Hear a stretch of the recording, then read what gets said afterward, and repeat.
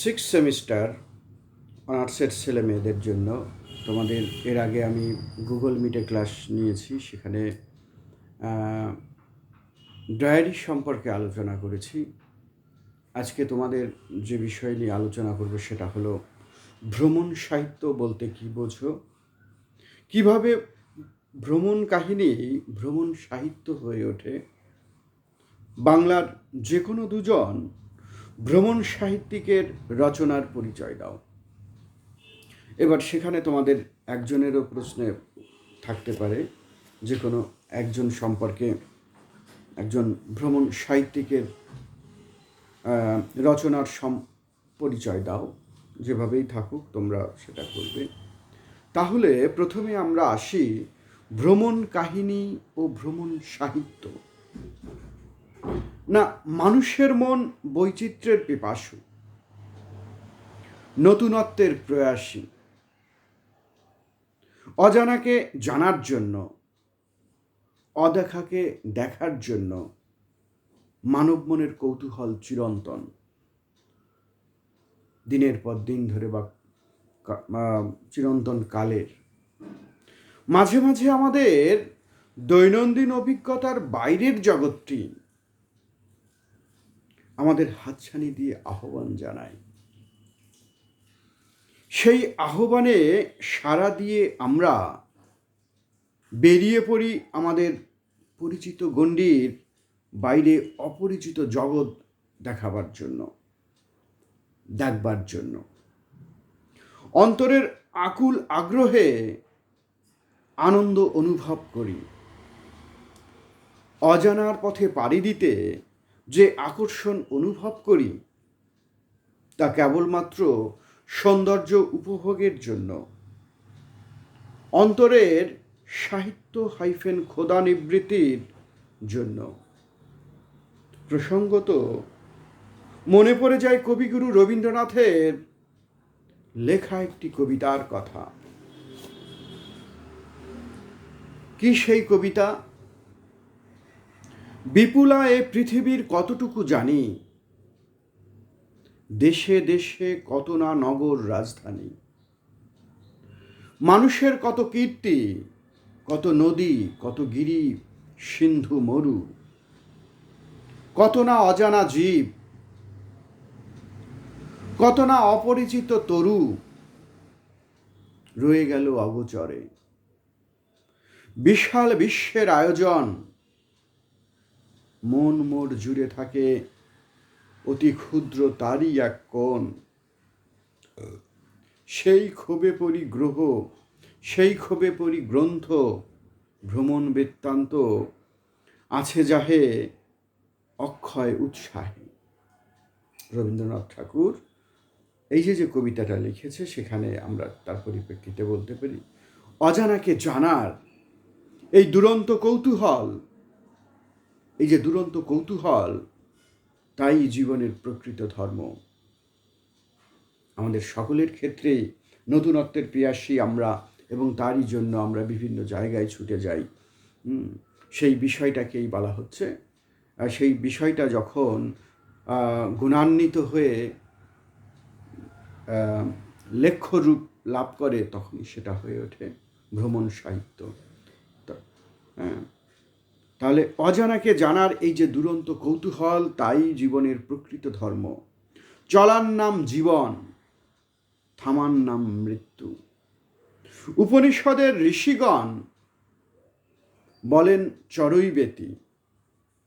গৃহবন্ধী মানুষের অন্তরেও ধ্বনিত হয় সেই মন্ত্র, আর বিশ্বের সেই বহু বর্ণময় সৌন্দর্যময় অমৃতধারা আস্বাদনের অভিজ্ঞতা লিপিবদ্ধ করে রাখা হয় ভ্রমণ সাহিত্যের পৃষ্ঠায়। এবারে দেখো যে ভ্রমণ কাহিনী এবং ভ্রমণ সাহিত্য এটা কি না বহুলাংশে আলাদা বা স্বতন্ত্র প্রকৃতির। ভ্রমণ কাহিনীতে থাকে ভ্রমণের বাহ্যিক ধারা বিবরণী, সাল তারিখের উল্লেখ, হোটেল, যানবাহন, রাস্তাঘাটের বর্ণনা এবং দর্শনীয় স্থানের অনুপুঙ্খ উল্লেখ। এই জাতীয় ভ্রমণ কাহিনী নির্দিষ্ট স্থান কাল পাত্রে আবদ্ধ নয়, তা বিশেষ থেকে নির্বিশেষে উত্তীর্ণ হয় অনায়াসে। ভ্রমণ সাহিত্যের মধ্যে থাকে ভ্রমণ রসিক অন্তরের স্বতঃস্ফূর্ত আনন্দ, যা এক হৃদয় থেকে অন্য হৃদয়ে অনায়াসে সঞ্চারিত হয়ে যায়। স্থান কাল পাত্রের শর্ত পরিবর্তনেও সেই আনন্দ পুরাতন হয় না বা পুরাতন হয়ে যায় না। ভ্রমণ দেশ ও বিশেষ বিশেষ মানব গোষ্ঠীর অন্তরাত্মাকে আবিষ্কার করার চেষ্টা করে। শুধু সাল তারিখ এবং তথ্যের ভারে ভ্রমণ সাহিত্য কণ্ঠকিত হয়ে ওঠে না। প্রকৃত ভ্রমণ সাহিত্য আমাদের গৃহবন্দী আত্মাকে মুক্তির আনন্দ দান করে। তাহলে এটা গেল ভ্রমণ কাহিনী এবং ভ্রমণ সাহিত্যের মধ্যে পার্থক্যটা। এবারে যদি আমরা আসি যে উল্লেখযোগ্য ভ্রমণ সাহিত্য, তো বাংলা ভ্রমণ সাহিত্যের ক্ষেত্রে আসি আমরা, যে বাঙালি জাতি স্বভাবতই ভাবুক এবং সংবেদনশীল। ফলে বাঙালির অন্তরের গবাক্ষগুলি আয়তনে বড় এবং সংখ্যায় অধিক। বিশ্ব প্রকৃতির কক্ষে কক্ষে তার নিমন্ত্রণ। বিশ্ব সৌন্দর্যের মাঝখানে সংবেদনশীল বাঙালি জাতি হতভাগ্য প্রবাসীর মতো বাস করে না। যেসব বাঙালি পর্যটক ও সংবেদনশীল লেখক ভ্রমণের নেশায় এবং আনন্দে বারংবার ঘর ছেড়ে পথে নেমেছেন, যারা নিজেদের জীবনকে করে তুলেছেন এক একটি পথের পাঁচালী, তাদের রচিত ভ্রমণ সাহিত্যগুলি চিরকালের আনন্দের বার্তাবাহী হয়ে উঠেছে। যেমন সঞ্জীবচন্দ্র চট্টোপাধ্যায়ের পালামৌ, মহর্ষি দেবেন্দ্রনাথ ঠাকুরের আত্মজীবনী, রবীন্দ্রনাথ ঠাকুরের জাপান যাত্রী, ইউরোপ প্রবাসীর পত্র, বিভূতিভূষণ মুখোপাধ্যায়ের কাশী প্রাঙ্গণের চিঠি, পথে প্রবাসে, এটা লিখেছেন অন্নদাস শঙ্কর রায়, সৈয়দ মুস্তফা আলীর দেশে বিদেশে, মহাপ্রস্থানের পথে প্রবোধ কুমার সান্যাল রচনা করেছেন, মরুতীর্থ হিংলাজ, কালিকানন্দ অবধূত, এনার ছদ্মনাম অবধূত, মরুতীর্থ হিংলাজের রচয়িতা অবধূত, অমৃত কুম্ভের সন্ধানে, কালকুট, যার আসল নাম সমরেশ বসু, সুদূর ঝর্ণার জলে, নীললোহিত, নীললোহিতের আসল নাম সুনীল গঙ্গোপাধ্যায়। এইভাবে বিভিন্ন ভ্রমণ কাহিনী তথা ভ্রমণ সাহিত্য বাঙালিরা রচনা করেছেন। এবারে আমরা আসব একটি বাংলা ভ্রমণ সাহিত্য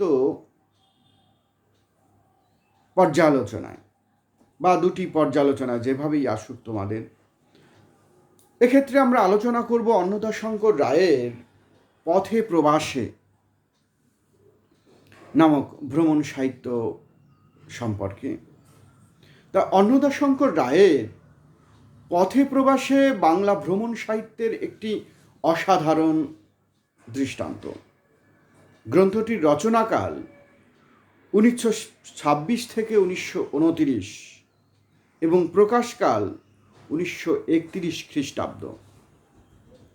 অন্নদাশঙ্কর রায় 23-24 বছর বয়সে ভারতবর্ষ থেকে ইউরোপ পাড়ি দিয়েছিলেন। তার সেই অসামান্য আনন্দযাত্রার অভিজ্ঞতায় পরিপূর্ণ হয়ে উঠেছে পথে প্রবাসে গ্রন্থটি। অর্থাৎ গ্রন্থটির রচনার স্থল ইউরোপ। গ্রন্থের ভূমিকায় প্রমথ চৌধুরী জানিয়েছেন, এ ভ্রমণ বৃত্তান্ত যে কতখানি যথার্থ সাহিত্য গ্রন্থ, এ বিষয়ে আমার মনে কোনো সন্দেহ নেই, এবং আমার বিশ্বাস সাহিত্য রসের রসিক মাত্রেই আমার সঙ্গে এ বিষয়ে একমত। আর স্বয়ং অন্নদাশঙ্কর রায় এর রচনার কৌশল সম্পর্কে বলেছেন, সকলে সব জিনিস দেখে না, সকলের চোখে সব জিনিস পড়ে না, বিশেষ একজনের চোখে বিশেষ বিশেষ একটা দৃশ্য ঘুমটা খুলে মুখ দেখায়। সেই জন্য একই জিনিস 100 জন দেখে থাকলেও একের দেখা অপরের দেখা নয়। এই যে দর্শন ছাড়া, এছাড়া আর কোনো কৌশল আমি তো জানি না।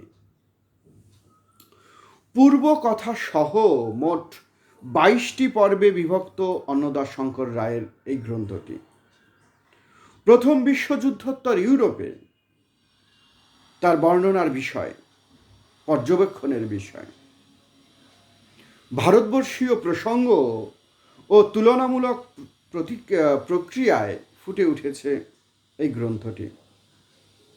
যেমন পূর্বকথা পর্বে লেখকের দক্ষিণ ভারত ভ্রমণ কিছু তীক্ষ্ণ মন্তব্যে শেষ হয়েছে।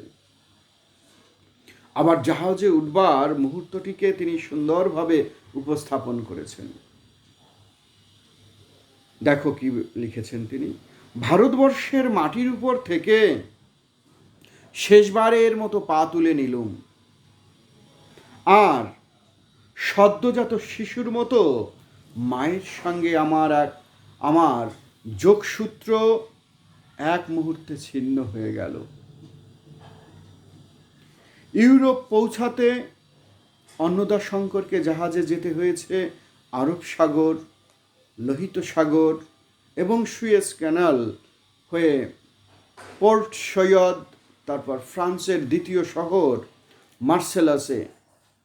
মার্সেলাস থেকে রেলপথে প্যারিস হয়ে, ক্যালে হয়ে রেলপথে ডোভার থেকে লন্ডন। 20-এর দশকে অন্নদাশঙ্করের ইউরোপ অভিযাত্রার পথ রোমাঞ্চকর, সহজ মনে হলেও দীর্ঘমেয়াদী। তিনি যাকে দেখার কৌশল বলেন, তাও এই পথে যেতে যেতে কার্যকর হয়েছে তা বলা যায় না। লন্ডনের সঙ্গে তার পরিচয় প্রসঙ্গে লিখেছেন, লন্ডনের সঙ্গে আমার শুভদৃষ্টি হলো গোধূলি লগ্নে, হতে না হতেই সে চক্ষু নত করে আধারের ঘোমটা টেনে দিল। আবার লন্ডনের নিসর্গ দর্শনে অভিভূত হয়ে তিনি বলেন, গাছেরা নতুন দিনের নতুন ফ্যাশন অনুযায়ী সাজ বদলে ফেলেছে। তাদের এই কাঁচা সবুজ রঙের ফ্রকটিকে তার নানা ছলে দেখাচ্ছে। ইংল্যান্ডের মানুষের রক্তের মধ্যে রয়েছে কর্মতৎপরতা এবং অবকাশ যাপনের স্বতঃস্ফূর্ত আনন্দ। এই সত্য আবিষ্কার করে অন্নদাশঙ্কর লিখেছেন, দেখো কি লিখেছেন 1 নম্বরে, বিউটির চেয়ে ডিউটিকে ইংরেজরা বড় বলে মানে। বিউটির চেয়ে ডিউটিকে ইংরেজরা বড় বলে মানে, এটা একটা উদ্ধৃতি। দ্বিতীয়ত আর একটা উদ্ধৃতি, আমাদের যেমন তীর্থযাত্রার বাতিক, ওদের তেমনি হলিডে হ্যাবিট।